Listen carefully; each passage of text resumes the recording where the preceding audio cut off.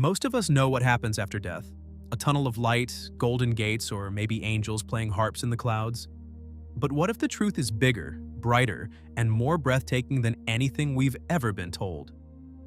Professor Dean Brinson didn't hear about it in a storybook, he lived it. This is how he got exposed to the truth about heaven, and it changed everything he thought he knew. It began like any other ordinary day. Dean had a routine hospital checkup. Nothing serious, no emergencies, just a standard appointment. He sat in a wheelchair in the waiting area, lost in thought, surrounded by the quiet hum of hospital life.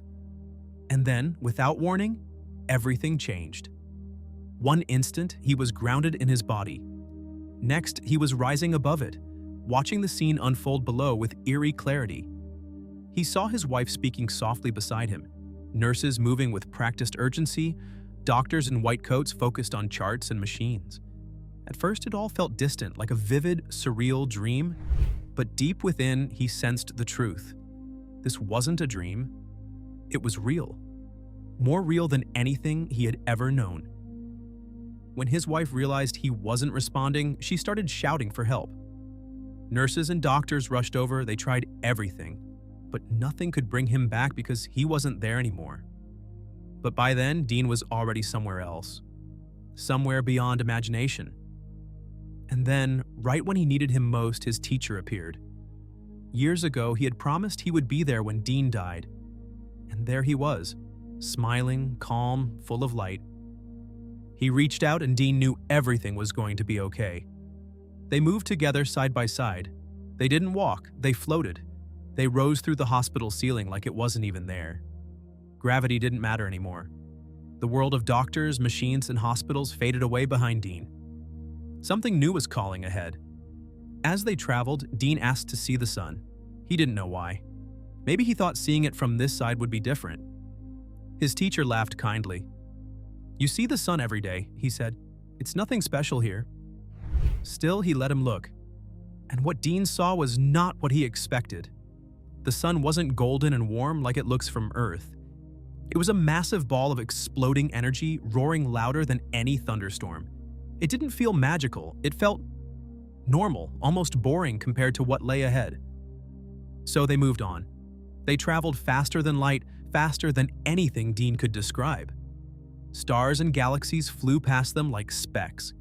It felt like traveling across forever in just a moment. After what felt like both an instant and eternity, they reached something unexpected. A tunnel. Not the kind from ghost stories. It wasn't dark. It wasn't scary. In fact, it radiated warmth, like a quiet invitation. As they moved closer, soft light poured from within, and figures began to emerge. Faces, smiling.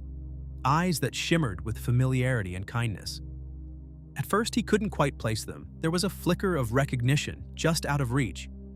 But then, like waking up from a dream, he remembered. These weren't strangers. These were souls he had known before, long ago, in other lives, across other times. Lives he had completely forgotten while walking on Earth. The memories came rushing back like a river breaking through a dam. Suddenly, Dean wasn't just the person he thought he was. He was much, much more. But just as he thought he understood everything, another truth surfaced. Each face, each soul that crossed his path carried a special connection to him. A bond that had survived time itself. Some had been friends, others teachers, and a few had even been family in lives long past. The love and recognition between them were instant and overwhelming. At that moment, Dean understood that true relationships never die. They just sleep deep inside the soul until souls meet again. In that moment, this understanding didn't just comfort him. It filled his heart in a way he had never known before. He wasn't alone. And he had never truly been alone. Every soul he had loved walked with him, lifetime after lifetime. This is something most humans forget on Earth, but it's something the soul never forgets. Dean had lived hundreds, even thousands of years before. And now, he remembered it all. Leaving the tunnel, they entered a world that words can barely describe. Imagine the most beautiful place you've ever seen. A beach, a mountain, a forest. Then make it 1,000 times more colorful. Make everything glow with its light. Make every tree, river, and mountain alive, singing a song you can feel inside your heart. That's what it was like. This was the astral world, a place more real than Earth, more full of life, more full of love. In this world, you didn't talk with your mouth, you talked with your mind. You didn't need to move your eyes to see, you could see everything around you all at once. And everyone there, everyone was beautiful. Not just outside, but inside too. There was no hate and no anger, only peace. Another amazing thing about this world was how you learned things. On Earth, you had to work hard to learn, reading, studying, practicing. In the astral world, you simply knew things. Look at a flower and suddenly you understand everything about it. Look at a star and you know how it was born. Knowledge wasn't hidden, it was everywhere, ready to be absorbed. It felt like all the mysteries of the universe were open to anyone willing to look. Even the smallest blade of grass held the wisdom of ages. You didn't have to ask questions, you just had to listen with your soul. Everything spoke to you, not in words, but in feelings and energy. The answers were already there, waiting patiently for you to notice them. In that world, curiosity wasn't a struggle. It was as natural as breathing. And learning felt like coming home to a truth you already knew deep inside. And then Dean realized something even crazier. Many of the great inventions on Earth, airplanes, rockets, computers, were not really invented here. The ideas came from this higher world. Some souls remembered tiny pieces of what they had seen before birth, and with great effort, they brought those ideas into our world. Music filled this entire world, not just from instruments or voices, but from everything. The trees sang, the rivers hummed, even the mountains made deep, peaceful sounds. It wasn't like any music on Earth. It was the music of life itself, the music of existence. Dean could feel it in every part of him. It was like being wrapped in the warmest, kindest hug you could ever imagine. And then he understood.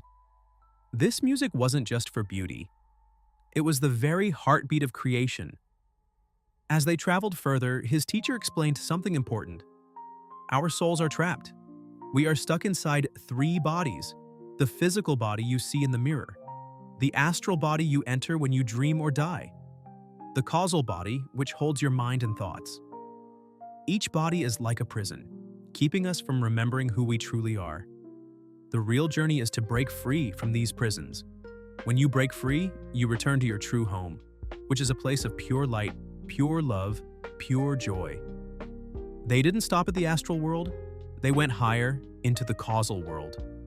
It was enormous, far bigger than anything Dean had seen before. If the astral world were the size of a coin, the causal world was bigger than the oceans. Here, he didn't just feel connected to everything, he became everything. Every star, every drop of water, every blade of grass was part of him, and he was part of them. There were no lies, no pretending, only the truth. But even this was not the final place.